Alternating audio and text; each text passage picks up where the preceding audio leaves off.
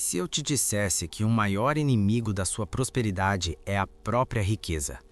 Que a crise econômica que você vive hoje não é um erro de cálculo, não é incompetência política nem conspiração globalista, mas sim uma fase previsível de um ciclo que se repete há 700 anos.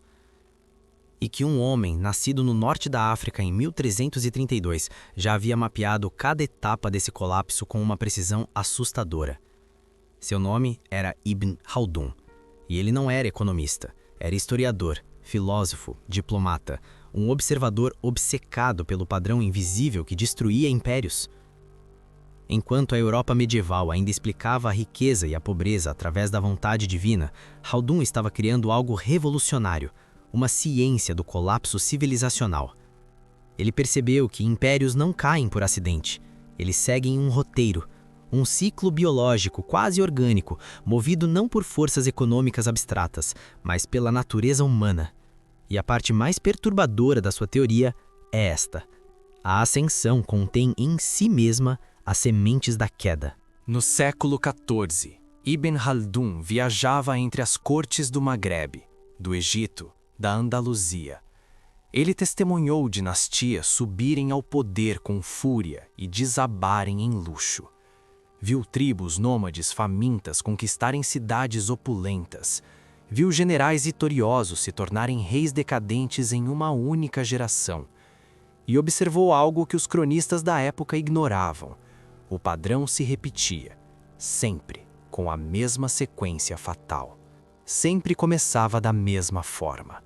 Um grupo unido por necessidade, por um inimigo comum, por escassez brutal. Khaldun chamou essa força de asabia. Não há uma tradução perfeita para esse termo, mas podemos chamar isso de coesão social, ou de solidariedade tribal, e até mesmo de senso de missão compartilhada. É o vínculo invisível que transforma indivíduos em máquinas coletivas de sobrevivência. A asabia é o que faz um pequeno grupo de insurgentes derrotar um exército profissional 10 vezes maior. É o que permite que uma startup faminta destrua uma corporação estabelecida com recursos infinitos. É a energia que nasce quando pessoas confiam umas nas outras porque precisam, não porque a lei obriga ou porque um contrato garante. E aqui está o primeiro insight brutal de Khaldun. Produtividade não vem de tecnologia, vem de confiança. Quando há asabia, as pessoas trabalham além do necessário. Elas assumem riscos absurdos, inovam contra todas as probabilidades, constroem sem garantias, porque acreditam que o esforço será recompensado, que o sacrifício de hoje será a prosperidade de amanhã, que o grupo protegerá quem contribuir. Essa é a fase dourada, a fase onde tudo parece possível, onde uma tribo de nômades pobres pode derrubar um califado estabelecido, onde um punhado de revolucionários pode redesenhar fronteiras, onde as regras antigas param de funcionar porque existe algo mais poderoso operando: propósito coletivo. Khaldun estudou tribos berberes que saíram do deserto e conquistaram reinos inteiros em décadas. Ele viu esses mesmos conquistadores, apenas uma geração depois, vivendo em palácios de mármore, cercados de escravos, incapazes de segurar uma espada, dependentes de mercenários para lutar suas batalhas. E percebeu: a vitória é o começo do fim. Porque a riqueza traz algo inesperado: o Estado. No início, o governo é pequeno, eficiente, quase invisível. Existe para proteger fronteiras, administrar justiça básica, cobrar tributos mínimos. Os impostos são baixos porque as necessidades são simples. A burocracia é mínima porque não há complexidade para gerenciar. As pessoas têm incentivo brutal para produzir porque ficam com a maior parte do que criam. Mas conforme a riqueza se acumula, tudo muda. O Estado cresce. E aqui começa o que Khaldun chamou de a armadilha da prosperidade. O governo precisa se financiar, então ele aumenta impostos. Para justificar os impostos maiores, ele expande serviços. Para gerenciar os serviços, ele contrata burocratas. Para pagar os burocratas, ele aumenta impostos novamente. Para garantir o pagamento, ele expande fiscalização. Para coordenar a fiscalização, ele contrata mais burocratas. O ciclo se autoalimenta e cada iteração adiciona peso morto ao sistema. E algo sutil, mas absolutamente fatal, acontece. O esforço começa a ser punido. Quando você trabalha mais, não fica mais rico, apenas paga mais impostos.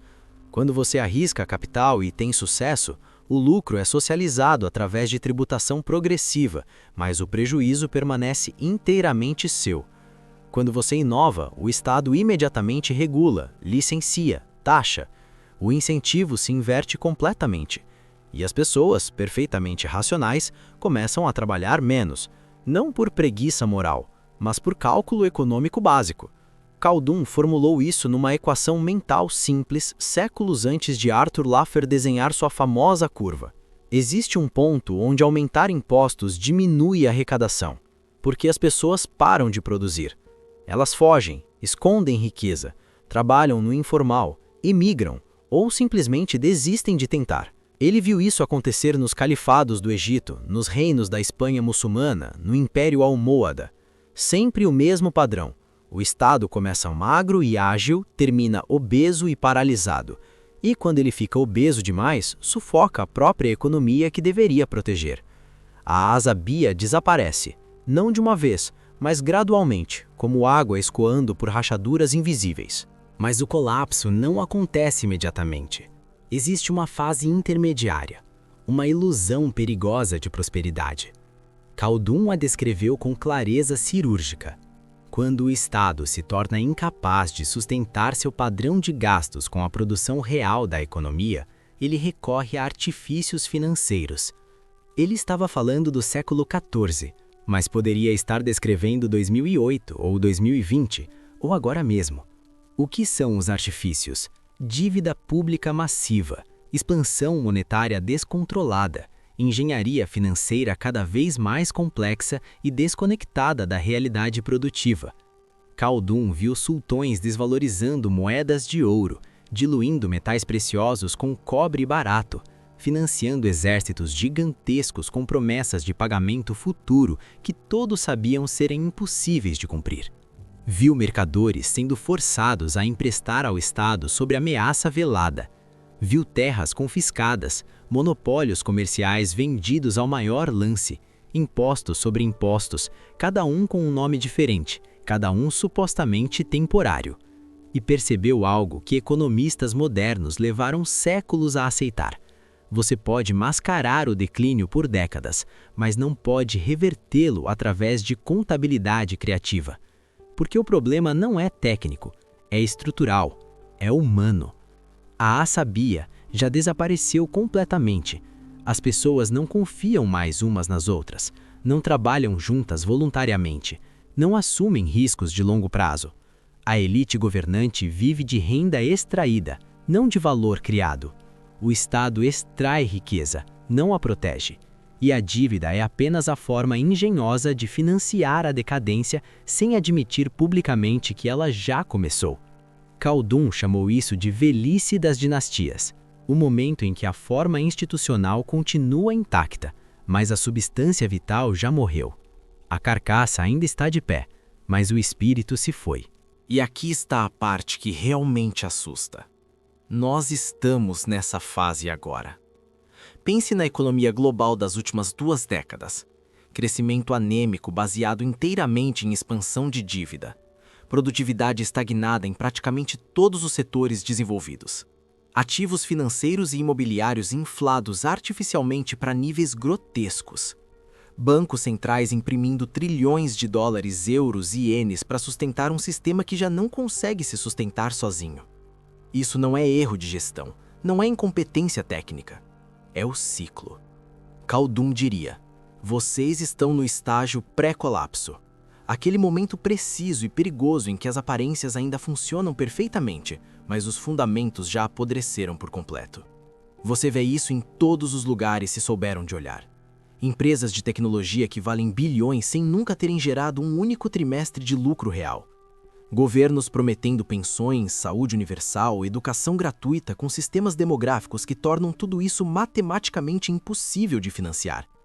Gerações inteiras acreditando genuinamente que crédito infinito a juros negativos é um direito natural e permanente. O problema não é que as pessoas sejam estúpidas, muito pelo contrário, é que elas estão respondendo perfeitamente, racionalmente, a incentivos completamente distorcidos. Exatamente como Khaldun previu. Quando poupar é punido sistematicamente pela inflação e juros reais negativos, você gasta ou especula. Quando trabalhar mais significa apenas subir de faixa tributária e perder benefícios sociais, você trabalha menos. Quando os preços dos ativos sobem independentemente de qualquer fundamento econômico, você especula ao invés de produzir. Não é degradação moral, é a lógica implacável do ciclo final. Ibn Khaldun morreu no Cairo em 1406. Mas antes de morrer, ele deixou uma obra monumental chamada Muqaddimah, uma introdução à história universal. E nela, ele fez algo que nenhum pensador antes dele havia ousado. Tratou civilizações como organismos vivos. Elas nascem, crescem, amadurecem, envelhecem, morrem. E o mais importante, elas morrem sempre de dentro para fora, nunca o contrário. Não é a invasão externa que destrói um império forte, é a perda interna de coesão que o torna vulnerável à invasão. A elite que para de servir ao coletivo e começa a extrair renda sem criar valor. A população que para de confiar nas instituições e em si mesma. O Estado que para de proteger produtores e começa a parasitá-los sistematicamente. Quando isso acontece, quando a azábia morre completamente, o colapso se torna inevitável. Pode demorar décadas, pode ser adiado temporariamente por artifícios financeiros cada vez mais desesperados, mas não pode ser revertido sem a reconstrução completa da coesão social. E a azábia não se compra, não se legisla, não se imprime em banco central. Ela surge organicamente, quase sempre através da adversidade compartilhada, através da necessidade brutal, através do inimigo comum. Então, o que resta para quem vive dentro do ciclo? Khaldun não oferece soluções fáceis. Não promete que políticos iluminados podem reverter tudo. Não acredita em atalhos. Mas ele oferece algo mais valioso: clareza absoluta. E clareza num mundo construído sob ilusões financeiras e promessas impossíveis já é uma vantagem estratégica brutal. Se você entende que o sistema não está quebrado por acidente ou má gestão, mas seguindo um padrão histórico testado por milênios, você para de esperar que políticos consertem. Você para de se surpreender quando promessas eleitorais não se cumprem. Você para de acreditar na fantasia confortável de que dessa vez será diferente. E começa a agir com base em princípios atemporais que sobrevivem a todos os ciclos. Proteja-se através de ativos reais que mantêm valor independentemente de promessas governamentais. Construa redes de confiança fora das instituições formais. Invista pesadamente em habilidades que criam valor genuíno em qualquer contexto econômico.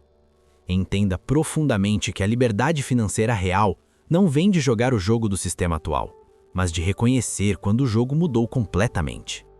Porque o ciclo não é derrotado através de resistência heróica, é navegado através de compreensão clara. Ibn Khaldun nunca foi celebrado no Ocidente da mesma forma que Adam Smith ou Karl Marx. Talvez porque sua mensagem seja incômoda demais para ideologias modernas.